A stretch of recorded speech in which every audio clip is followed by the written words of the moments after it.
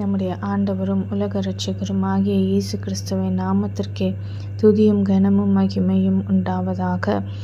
எரேமியா 11ஆம் அதிகாரம் 3ஆம் வசனம் இப்படியாக சொல்லுகிறது: என் சத்தத்தை கேட்டு நான் உங்களுக்கு கற்பிக்கிறபடியே எல்லா காரியங்களையும் செய்யுங்கள்.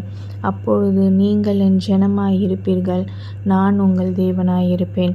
யாருடைய சத்தத்தை கேட்க வேண்டும் என்ற வேதம் சொல்லுகிறது? தேவனுடைய சத்தத்தை கேட்டு அதன்படி நாம் செய்ய வேண்டும். எப்படி தேவனுடைய சத்தத்தை கேட்க முடியும்? வேதத்தை வாசிக்கும்போது ஒவ்வொரு வார்த்தையினிலிருந்தும் கர்த்தர் நம்மிடம் பேசுகிறவராயிருக்கிறார். அவருடைய சத்தத்துக்கு நாம் கீழ்ப்படிந்து அவருடைய கட்டளைகளுக்கு கற்பனைகளுக்கு நாம் செவி சாய்த்து அதன்படி நம்ம நடக்க வேண்டும்.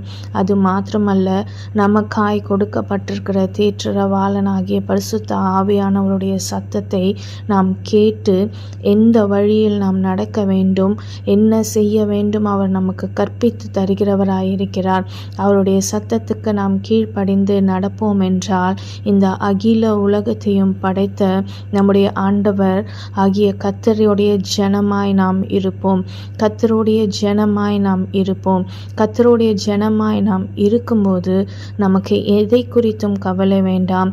இந்த உலகத்தையே படைத்த ஆண்டவர் நம்முடைய தேவனாய் இருக்கிறார். நாம் அவருடைய சத்தத்துக்கு கீழ்ப்படிந்து அவர் ஜனமாய் இருப்போம். கர்த்தர் தாமே இந்த வசனங்களை ஆசீர்வதிப்பாராக. ஆமேன்.